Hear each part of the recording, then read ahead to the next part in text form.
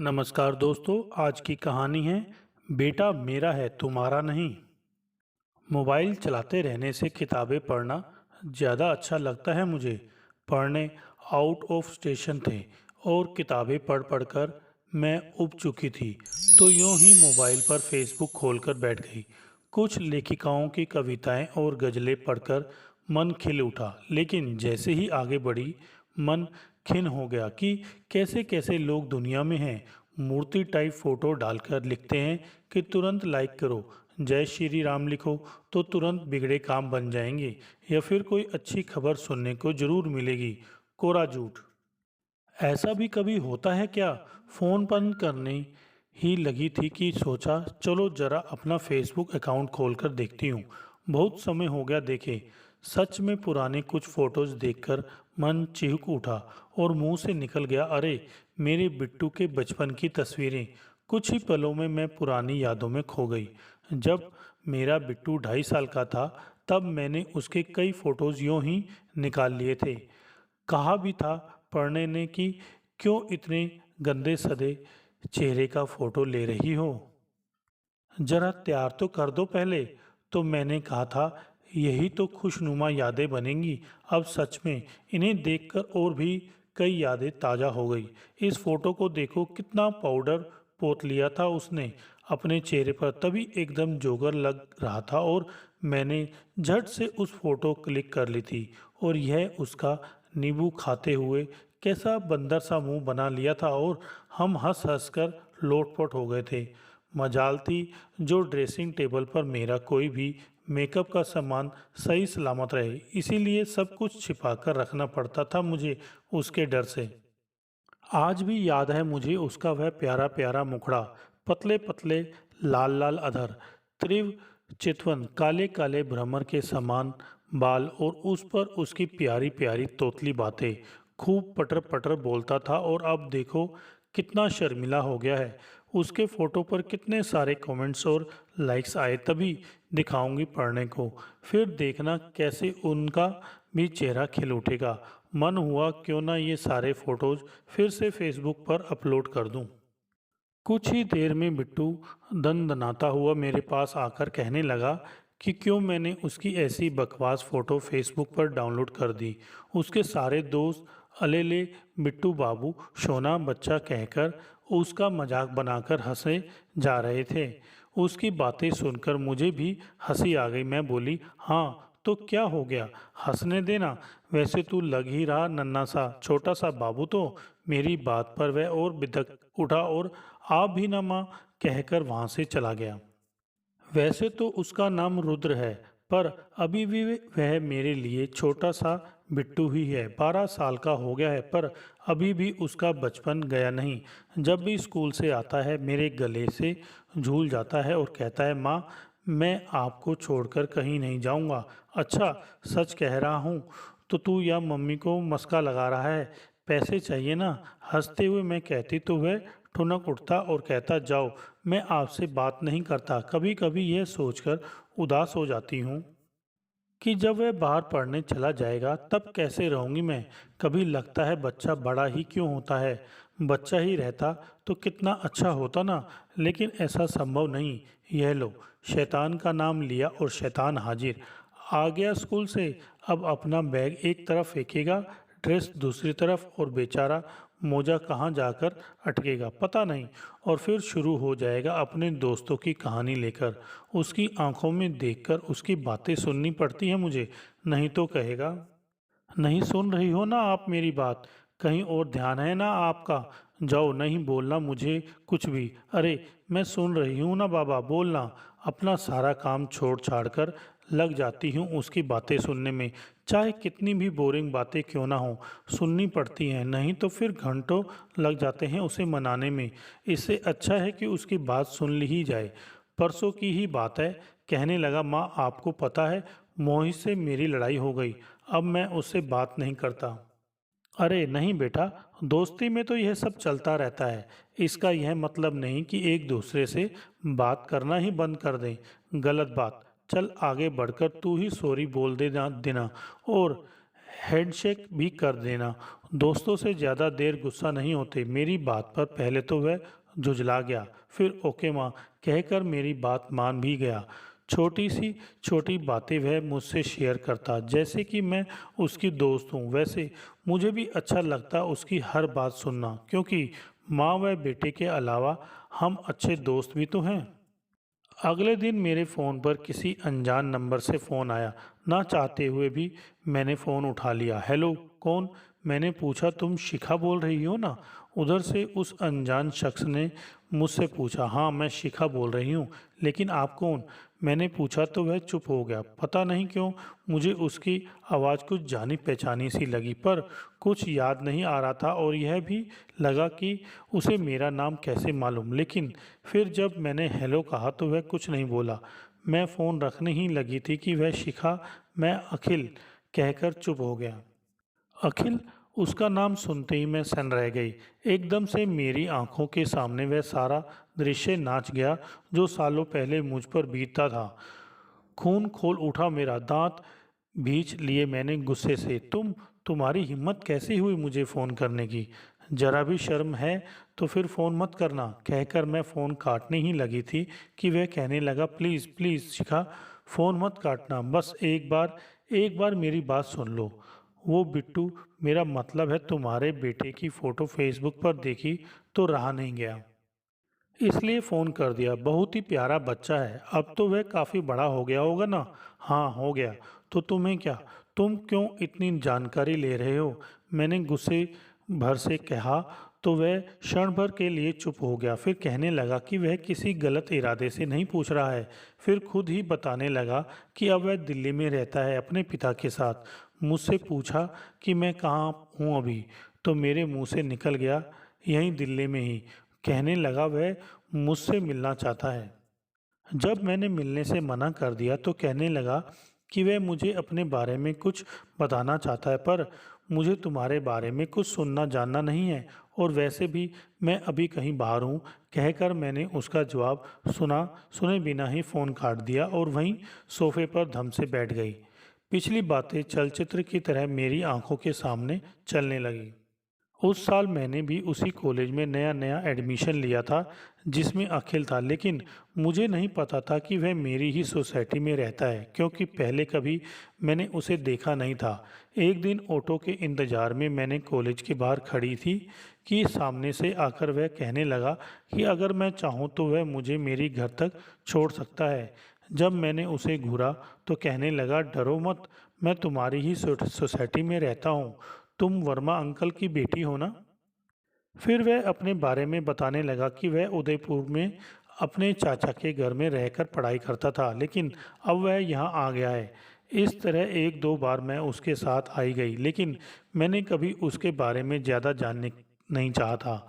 वहीं अपने और अपने परिवार के बारे में कुछ न कुछ बताता रहता था। उसने ही बताया था कि उसके चाचा चाची का कोई बच्चा नहीं है, इसलिए वह उनके साथ रहता है, लेकिन उसकी चाची बड़ी खड़ूस औरत है, इसलिए अब वह हमेशा के लिए अपने माँ बाप के पास आ गया है। खैर, अब हम अच्छे दोस्त बन गए थे। एक बार मैं उसके घर भी गई थी नोट्स के लिए, तब उसके परिवार से भी मिली थी। अखिल के अलावा उसके घर में उसके माँ बाप और एक छोटी बहन भी थी जिसका नाम रीनल था। एक ही कॉलेज में पढ़ने के कारण अक्सर हम पढ़ाई को लेकर मिलने लगे। इसी मिलने मिलाने में कब हम दोनों के बीच प्यार का अंकुर फूट पड़ा हमें पता ही नहीं चला। अब हम रोज किसी न किसी बहाने मिलने लगे और इस तरह से हमारा प्यार 3 वर्षों तक चलता रहा। लेकिन कहते हैं ना, इश्क और मुश्क छिपाए नहीं छिपते कभी। एक दिन मेरी अंचला दीदी से हमारे प्यार की खबर लग ही गई और मजबूरन मुझे उन्हें सब कुछ बताना पड़ा। पहले तो उन्होंने मुझे कस कर डांट लगाई, कहा कि मैं कॉलेज में पढ़ने जाती हूँ या इश्क फरमाने। फिर वे पूछने लगी कि क्या हम शादी करना चाहते हैं या यूं ही टाइम पास। नहीं दीदी, हम प्यार करते हैं और शादी भी करना चाहते हैं, मैंने कहा। दीदी बोली, पर क्या उसके माता पिता इस रिश्ते को मानेंगे? भले ही उसके माता पिता ना माने पर हम तो एक दूसरे से प्यार करते हैं ना दीदी। दीदी का हाथ अपने हाथों में लेकर बड़े विश्वास के साथ मैंने कहा था, दीदी अखिल मुझसे बहुत प्यार करता है, कहता है अगर मैं उसे ना मिली तो वह मर जाएगा। इसलिए हमने चुपके चुपके सगाई भी कर ली। दीदी सगाई की बात सुनकर दीदी चुप हो गई, लेकिन फिर इतना ही कहा कि बता तो देती हमें। लेकिन यह बात मैं उन्हें बता नहीं पाई कि हमारे बीच शारीरिक संबंध भी बन चुके हैं। जब भी अखिल मेरे समीप आता था, मैं खुद को उसे समर्पित करने से रोक नहीं पाती थी, क्योंकि मैं जानती थी हम एक ना एक दिन एक होंगे ही। और अखिल भी तो यही कहता था। अब जब भी मुझे अखिल से मिलने जाना होता, दीदी साथ देती, पूछने पर बता देती माँ बाप को कि उनके घर पर ही हूँ। इस तरह हमारा मिलना और भी आसान हो गया। इधर कुछ दिनों से मेरी तबीयत ठीक नहीं लग रही थी। कुछ खाती पीती तो उल्टी जैसा मन करता, कमजोरी भी बहुत महसूस हो रही थी। शंका हुई कि कहीं कुछ गड़बड़ तो नहीं है। मेरी शंका जायज़ थी। रिपोर्ट पॉजिटिव आई और मैं नेगेटिव से घिर गई। मन में अजीब अजीब तरह के विचार आने लगे। कभी लगता दीदी को बता दूं, कभी लगता नहीं, और फिर दीदी तो माँ को बता ही देगी, इतनी बड़ी बात छिपाएगी नहीं, और माँ तो मुझे मार ही डालेगी। लेकिन अब चारा भी क्या था। सुनते ही दीदी तिलमिला उठी, गरजते हुए बोली, शादी के पहले यह सब, और अब बता रही है तू मुझे। पर दीदी मैं आपको बताने ही वाली थी, लेकिन प्लीज़ दीदी प्लीज़, आपको माँ बाप से हमारी शादी की बात करनी होगी और राजी भी करना होगा। नहीं तो, कहकर मैं सिसक पड़ी, नहीं तो क्या जान दे देगी अपनी? ठीक है, मैं देखती हूँ, कहकर वे वहाँ से चली गई और फिक्र में पड़ गई कि पता नहीं अब माँ बाप कैसे रिएक्ट करेंगे। मैं और अखिल एक दूसरे से प्यार करते हैं और हम शादी भी करना चाहते हैं। यह सुनकर माँ बाप का हृदय अकस्मात क्रोध से भर उठा। पर जब दीदी ने समझाया उन्हें कि लड़का देखा भाला है और ये एक दो दूसरे से प्यार करते हैं, तो क्या हर्ज है शादी करवाने में। और सबसे बड़ी बात है कि शादी के बाद उनकी बेटी उनकी आंखों के सामने ही रहेगी, तो और क्या चाहिए उन्हें। पहले तो माँ बाप ने मौन धारण कर लिया, लेकिन फिर उन्होंने हमारी शादी के लिए अपनी पूर्ण सहमति दे दी। लेकिन दीदी ने उन्हें यह नहीं बताया कि मैं माँ बनने वाली हूँ। वैसे मैंने ही मना किया था दीदी को बताने के लिए, नहीं तो माँ बाप का मुझ पर से विश्वास उठ जाएगा और मैं ऐसा नहीं चाहती थी। लेकिन उधर अखिल के माँ बाप अपने बेटे के लिए मुझ जैसी कोई साधारण परिवार की लड़की नहीं, बल्कि कोई पैसे वाले परिवार की बेटी की खोज में थे, जो उनका घर धन दौलत से भर दे। और एक दिन उन्हें ऐसा परिवार मिल भी गया। उसी शहर के एक बड़े बिजनेसमैन जब अपनी इकलौती बेटी का रिश्ता लेकर उनके घर आए, तो बिना कुछ सोचे विचार ही अखिल के माता पिता ने उसके रिश्ते के लिए हाँ कर दी। लेकिन अखिल ने उस रिश्ते के लिए मना कर दिया, यह कहकर कि वह मुझसे प्यार करता है और शादी भी मुझसे ही करेगा। अखिल की बातें सुनकर पहले तो उसके माता पिता उखड़ गए, लेकिन फिर समझाते हुए बोले कि एक शानदार जीवन जीने के लिए प्यार से ज़्यादा पैसों की ज़रूरत होती है, और उसका जो सपना है खुद अपना एक पेट्रोल पंप हो, वह इस शादी से पूरा हो सकता है। पैसों की चकाचौंध और उसके पूरे होते सपने उसे मुझसे बेमुख करने लगे। अब वह मुझसे कन्नी काटने लगा। जब भी मैं उसे फ़ोन करती, वह मेरा फ़ोन नहीं उठाता, और अगर उठाता भी तो एक दो बातें करके तुरंत ही रख देता। मुझे तो तब भी यकीन लग रहा था कि अखिल मुझसे बहुत प्यार करता है। अखिल के संग शादी को लेकर मेरे सपने बलवती होने लग जा रहे थे, और उसने ही कहा था कि वह अपने माँ बाप को हमारी शादी के लिए मना ही लेगा, किसी न किसी तरह से। इसलिए मैं चिंता ना करूं। वह सब तो ठीक है, पर मैं अखिल को अपने आने वाले बच्चे के बारे में बताना चाह रही थी। खुशखबरी देना चाहती थी उसे, लेकिन वह तो मेरा फ़ोन ही नहीं उठा रहा था। सो मैं एक दिन खुद ही उससे मिलने चली गई। जब मैंने उसे अपने होने वाले बच्चे के बारे में हंसते हुए बताया और कहा कि अब वह जल्द ही जल्द अपने माता पिता से हमारी शादी की बात कर ले, तो वह बोला कि वह मुझसे शादी नहीं कर सकता, क्योंकि उसकी शादी कहीं और तय हो चुकी है। पहले तो उसकी बातें मुझे मजाक ही लगी, लेकिन जब फिर उसने वही बात दोहराई और कहा कि वह मजबूर है क्योंकि वह अपने माता पिता के खिलाफ नहीं जा सकता, तो मैं दंग रह गई। यह क्या बोल रहे हो अखिल? पागल हो गए हो क्या? कुछ भी बक रहे हो। मैंने घबराते हुए कहा, बक नहीं रहा हूँ शिखा, सही कह रहा हूँ। मैं अपने माँ बाप के खिलाफ नहीं जा सकता, इसलिए हमारा अब एक दूसरे को भूल जाना ही सही होगा। उसकी उलूल जुलूल बातें अब मेरे दिमाग खराब करने लगी थी। मैं बोली, जब तुम अपने माता पिता के खिलाफ नहीं जा सकते थे तो क्यों मुझे झांसे में रखा आज तक? क्यों करते रहे मुझसे शादी के वादे, और क्यों भोगते रहे मेरे शरीर को अब तक? अब तुम बताओ, क्या करूं मैं इस बच्चे का? क्या जवाब दूं दुनिया वालों को और मेरे माता पिता, उन्हें मैं क्या समझाऊं? लेकिन अखिल मेरी बात समझने के बजाय अपने नग्न रूप में प्रकट हो गया और अत्यंत कठोर स्वर में कहने लगा, देखो शिखा, जो सच है मैंने तुम्हें बता दिया, और यह तुम बोल रही हो कि मैंने तुम्हारे शरीर को भोगा। क्या उसमें तुम्हारी मर्जी शामिल नहीं थी? अगर नहीं तो तुमने मुझे रोका क्यों नहीं? क्यों खुद को बार बार मेरे करीब आने दिया? बोलो ना। और इसमें कौन सी बड़ी बात है? अस्पताल जाकर बच्चा गिरवा दो और छुट्टी पाओ। जितने पैसे चाहिए मैं तुम्हें दे दूंगा। बच्चा गिरा दूं? अपने पेट पर हाथ रखकर बुदबुदाई में, हाँ गिरा दो, यही सही होगा। शिखा, पैसे की चिंता मत करो, एक क्लिनिक का पता मैं तुम्हें देता हूँ, चली जाओ वहाँ। किसी को कुछ पता भी नहीं चलेगा। उसकी बातें सुनकर आश्चर्य से भरी आंखें फैल गई। लगा, एक बाप अपने ही बच्चे के लिए ऐसे शब्द कैसे इस्तेमाल कर सकता है? कैसे अपने ही बच्चे को मरने की बात कह सकता है?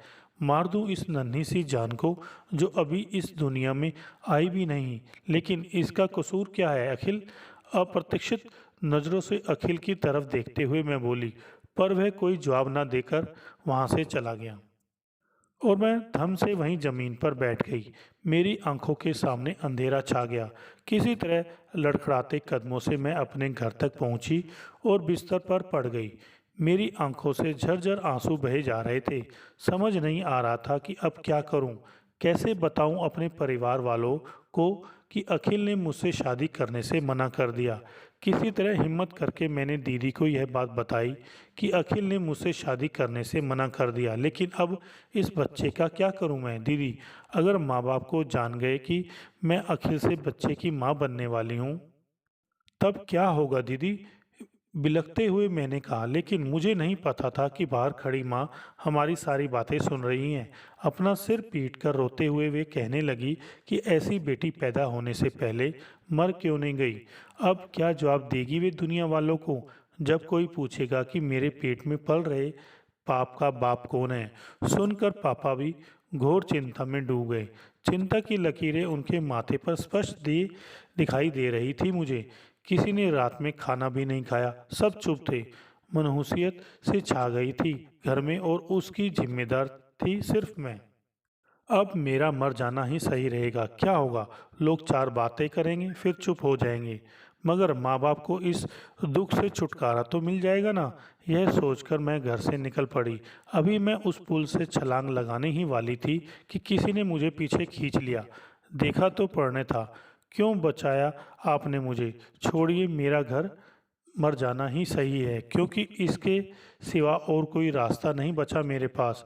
कहकर मैंने झटके से भागने ही वाली थी कि उसने एक जोर का तमाचा मेरे गाल पर दे मारा और कहने लगा, क्या मेरे मर जाने से सारी समस्या खत्म हो जाएगी? नहीं, लोग तब भी माँ बाप का जीना हराम कर देंगे। तो क्या करूं मैं? बोलकर बिलख पड़ी मैं। उसने कसकर मुझे अपने सीने से यह कहकर लगा लिया कि सब ठीक हो जाएगा।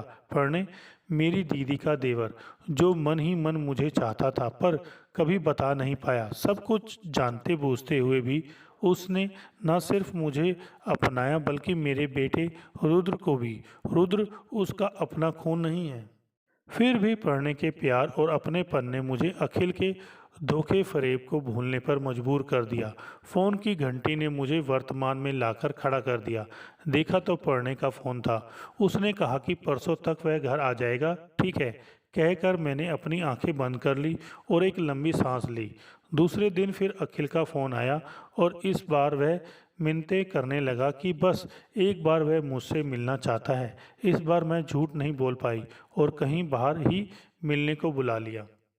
क्योंकि मुझे भी उसे दिखाना था कि देखो, छोड़ दिया था ना तुमने मुझे मझधार में, लेकिन किसी ने आकर बचा लिया मुझे डूबने से। लेकिन मैं तो खुद ही उसे देखकर अवाक रह गई, क्योंकि पहले वाला अखिल तो वह कहीं से दिख ही नहीं रही था। अपनी उम्र से कितना अधिक दिखने लगा था वह। बाल आधे से ज़्यादा सफ़ेद हो चुके थे, आंखों पर मोटा चश्मा चढ़ चुका था और शरीर इतना जर्जर कि जैसे कुपोषण का शिकार हो गया हो। मुझे भी वह कुछ देर तक निहारता रहा, फिर पूछा, कैसी हो शिखा? पर उसकी बातों का कोई जवाब देना मैंने जरूरी नहीं समझा, सो बोली, बोलो, किस कारण मिलना चाहते थे मुझसे? पूछोगी नहीं कि मैं कैसा हूँ? वह बोला, नहीं, इसकी कोई ज़रूरत नहीं। बड़े ही रूखे शब्दों में मैंने जवाब दिया। अच्छा लगा रहा था मुझे उससे इस तरह बेरुखी से बातें करना। फिर कुछ न बोलकर इशारों से उसने मुझे बैठने को कहा। फिर कहने लगा, मैं जानता हूँ शिखा, तुम मेरा चेहरा भी नहीं देखना चाहती होगी, लेकिन फिर भी मेरे बुलाने पर तुम यहाँ आई। इसके लिए तहे दिल से शुक्रिया। इतना कहकर उसने मेरी तरफ देखा, लेकिन मैं अब भी दूसरी तरफ ही देख रही थी, पर सुन रही थी कि उसकी सारी बातें। जानती हो शिखा, मैंने तुम्हारे साथ जो किया वही सब पलटकर मुझे मिला, और मेरे साथ साथ मेरे परिवार को भी। बताने लगा अखिल कि जब उसके लिए एक पैसे वाले बाप की इकलौती बेटी संजना का रिश्ता आया, तो पहले तो उसने शादी करने से साफ इनकार कर दिया।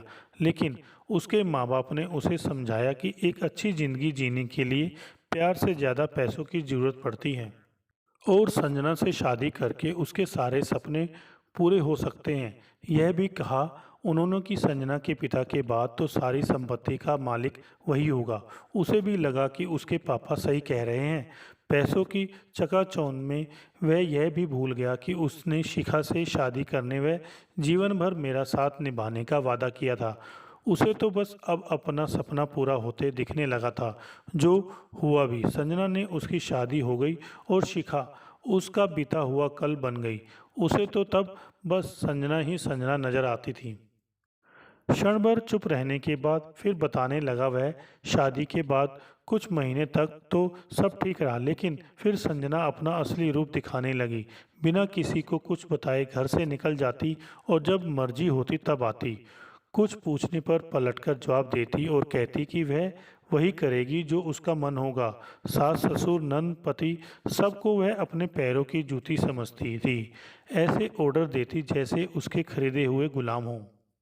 एक रोज किसी बात पर माँ ने उसे कुछ कह दिया, तो वह उन्हें भी भला बुरा बोलकर उनकी बेइज्जती करने लगी, तो रीनल को सहन नहीं हुआ। अब कोई भी बेटा अपनी माँ की बेइज्जती कितना सहन कर सकती थी, सो वह भी तू तड़ाक पर उतर आई। फिर क्या था, उसने एक जोर का थप्पड़ रीनल के गाल पर जड़ दिया और बोली कि वे सब उसके पैसों पर पलते हैं, इसलिए उनकी कोई औकात नहीं उसके सामने अपना मुंह खोलने की। दौलत तो बहुत आई घर में, पर सुख शांति चली गई घर की। लेकिन बात तब हद के बाहर जाने लगी जब एक रोज़ माँ ने उसे बताया कि संजना नए लड़कों को घर लेकर आती है और रीनल से उनकी आवभगत करने को कहती है। फिर आगे की बात वे बोल नहीं पाई। उस वक्त मैंने उस बात को ज़्यादा गंभीरता से नहीं लिया।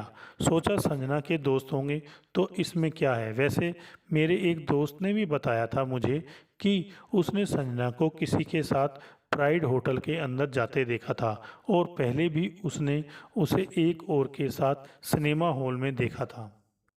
तब भी मैंने बात को गंभीरता से नहीं लिया था। लगा था पैसे वाले घराने में शादी हुई है उसकी, तो सब उससे जलते हैं। लेकिन जब मैंने खुद अपनी ही आंखों से उस रोज़ अपने ही बेडरूम में संजना के साथ एक शख्स को अजीब अवस्था में देखा तो सन रह गया। गुस्से के मारे मेरा रक्त गर्म हो गया। यानी कि सब सही कहते थे, और तुम्हारी इतनी हिम्मत कि तुम इस आवारा को हमारे बेडरूम तक ले आई, कहकर मैंने उस लड़के को एक तमाचा जड़ दिया। फिर धक्का मुक्की करके उसे अपने घर से बाहर निकालकर जैसे ही संजना की तरफ मुड़ा, वह जोर से चीखी और बोली, तुम्हारी हिम्मत कैसी हुई मेरे दोस्त पर हाथ उठाने और उसे घर से बाहर निकालने की? दोस्त, इसे दोस्त कहती हो तुम? छी, शर्म आती है मुझे तुम पर और तुम्हारे उस दोस्त पर। संजना की तरफ घृणा भरी दृष्टि डाल मैं बोला था, अच्छा शर्म आती है तुम्हें, लेकिन मेरे पापा से पैसे लेते वक्त, पेट्रोल पंप खुलवाते वक्त शर्म नहीं आई तुम्हें? पैसे के लिए ही तो तुमने मुझसे शादी की थी, तो फिर मौज करो ना। अरे वह तो पापा की जिद थी इसलिए मैंने तुमसे शादी कर ली, वरना तो मेरे दीवानों की कमी नहीं थी इस शहर में। दुष्चरित संजना बोली थी। उसकी बातों पर अखिल की बोलती बंद हो गई, क्योंकि सच यही था कि पैसे के लालच में ही उसने इस रिश्ते के लिए हामी भरी थी। अब तो संजना और भी डीठ हो गई। अब तो वह रात में भी दोस्तों के साथ बाहर जाकर गुलछर्रे उड़ाती और जब घर आती तो नशे में धुत होती। लेकिन अब अखिल और उसके परिवार के पास चारा भी क्या था, यह सब सहने के सिवा। लेकिन एक रोज़ जब अखिल और उसके परिवार को यह बात पता चली कि शादी के पहले भी संजना के कई लड़के के साथ अतरंग संबंध थे और वह 2 बार अपना गर्भपात भी करवा चुकी है, तो उनके पैरों तले जमीन सरक गई। उन्हें लगा कितनी बड़ी गलती हो गई उनसे। दरअसल संजना के माँ बाप अपने बिगड़ैल बेटी से परेशान हो चुके थे। उन्हें लगा था कि अगर उनकी बेटी की शादी हो जाए तो शायद वह सही रास्ते पर आ जाएगी, और इसी कारण उन्होंने अपनी बिगड़ैल बेटी की शादी एक मध्यवर्गीय परिवार में, जिन्हें पैसे की बहुत ज़रूरत थी, कर दी। अखिल बोले जा रहा था, तो हमें धोखे में रखकर एक बदचलन लड़की को मेरे पल्ले बांध दिया गया। यह कहकर मैंने सामने की मेज पर जोर से अपना हाथ पटका तो संजना व्यंग से हंसते हुए बोली, तो तुम्हें क्या लगा, तुम भाग गए थे, मुझे बड़े आए? तुम्हारे जैसे को तो मैं अपना नौकर भी ना रखूं कभी, पर पापा को अपनी इज्जत की पड़ी थी इसलिए वे तुम्हें खरीद लाए, समझे? कहकर वह जोर से हंसी, जो मुझे सहन नहीं हुआ। गुस्से से बेकाबू में मैंने संजना पर हाथ उठा दिया, जो उसकी बर्दाश्त के बाहर हो गया। खुद को लहूलुहान कर संजना सीधे पुलिस स्टेशन पहुंच गई और रो रो कर पुलिस को बताया कि उसके पति व ससुराल वाले आए दिन उस पर जुल्म करते हैं। दहेज के लिए उसे अक्सर मारा पीटा जाता है, और आज भी पति ने उसे इतनी बेरहमी से इसलिए मारा क्योंकि उसने अपने पापा से और पैसे मांगने से इनकार कर दिया। फिर क्या था, बिना गुनाह के ही दहेज और मारपीट के जुर्म में मुझे व मेरे परिवार को जेल हो गई। जिस बहन के अभी हाथ पीले होने थे वह सलाखों के पीछे खड़ी थी, और जिस सास को अपनी बहू से सेवा और प्यार की आस थी वह पुलिस के डंडे खा रही थी। लेडीज पुलिस यह कह कहकर मेरी माँ पर डंडे बरसा रही थी कि बोल बोल, तूने ऐसा क्यों किया, क्यों एक अबला नारी को इतनी बेरहमी से पीटा? बेचारी क्या बोलती, वे तो बस खून के आंसू रोए जा रही थी। मैं और पिताजी भी पुलिस के हाथों टॉर्चर हो रहे थे। यह कहकर पुलिस हम पर भी डंडे बरसा रही थी कि शर्म नहीं आई दहेज मांगते हुए। किसी तरह अपनी बेटी को समझा बुझाकर संजना के पापा ने उससे केस वापस लिवा लिया, क्योंकि वे जानते थे कि मैं और मेरा परिवार निर्दोष हैं और गलत उनकी बेटी है। कैद से तो आज़ाद हो गए हम लोग, पर नाम, इज्जत, पैसा सब कुछ सवाह हो गया। जिस घर में रीनल की शादी तय हुई थी उस घर वालों ने शादी करने से इनकार कर दिया। यह बात वह सहन न कर सकी और एक रोज़ पंखे से झूल गई। बेटी के गम में माँ भी चल बसी। सब कुछ तितर बितर हो गया, मेरा पूरा परिवार बर्बाद हो गया। क्या सोचा था और क्या हो गया। नौकरी भी छूट चुकी थी मेरी, तो अब बचा ही क्या था उस शहर में। सो अपने पिता को लेकर मैं दिल्ली आ गया और एक छोटा सा कमरा किराए पर लेकर रहने लगा। किसी तरह टैक्सी की कमाई से मेरा व पिताजी का गुजर बसर हो रहा है। यह सब बताकर अखिल चुप हो गया। अखिल की दुख भरी कहानी सुनकर मेरी आंखें भर आई, लेकिन फिर एकदम से गुस्सा आ गया मुझे। अखिल की पुरानी कही एक एक बात मेरे कानों में गूंजने लगी कि तो इसमें क्या है, बच्चा गिरवा दो और छुट्टी पाओ। तो मुझे क्यों सुना रहे हो यह सब? और तुमने क्या किया था मेरे साथ, भूल गए? मरने लायक छोड़ दिया था तुमने मुझे। एक बार भी है नहीं सोचा तुमने कि तुम्हारा अंश पल रहा है मेरे पेट में। उसे लेकर कहाँ जाऊंगी मैं, क्या कहूँगी दुनिया वालों से, और कौन शादी करेगा मुझसे? मैं तो अपनी जान खत्म करने वाली थी कि, पर एक वक्त पर पढ़ने ने आकर मुझे बचा लिया। और सिर्फ जान ही नहीं बचाई उसने मेरी, बल्कि हमारी इज्जत भी बचाई उसने। नहीं तो क्या पता हमारा परिवार ही खत्म हो जाता। मैंने कहा, जानता हूँ शिखा, मैंने तुम्हें बहुत दुख दिए हैं और अब माफ़ी के काबिल भी नहीं रहा। लेकिन यह भी सच है कि मैं तुम्हें भुला नहीं पाया कभी। भले ही तुम मुझसे दूर थी, पर हर वक्त तुम मुझे याद आती रही। और यह भी जानता हूँ कि बिट्टू हमारा ही बेटा है। बस एक बार मुझे मेरे बेटे से मिला दो, दिखा दो मुझे उसका चेहरा। मत छीनो एक बाप से उसका हक। आंसू बहाते हुए भर्राए गले से अपने दोनों हाथ जोड़कर अखिल बोला, लेकिन आज अखिल के आंसू भी मुझे पिघला नहीं पाए। हक? कैसा हक? और किस बेटे की बात कर रहे हो तुम? उस बेटे की जिसे तुमने पेट में ही मारने का फरमान सुना दिया था, यह कहकर कि अस्पताल जाकर बच्चा गिरवा दो और छुट्टी पाओ। कहा था कि नहीं? जब संजना ने लात मार दी तब मैं याद आने लगी तुम्हें। तुम बिन पेदी के लोटा हो, कब किधर लुढ़क जाओ कहा नहीं जा सकता। मिर्ची से भी तीखी मेरी बातें सुनकर अखिल ने अपनी नज़रें नीचे कर ली, लेकिन मेरा गुस्सा अभी भी ठंडा नहीं हुआ था। बोल पड़ी, दुनिया में जितनी भी नफ़रतें हैं ना अखिल, उनसे कहीं ज़्यादा मैं तुमसे नफ़रत करती हूँ। और एक बात गांठ बांध लो तुम, बिट्टू मेरा और पढ़ने का बेटा है। इसलिए आज के बाद ना तो तुम हमसे मिलने की कोशिश करना और ना ही कभी फ़ोन करने की सोचना भी।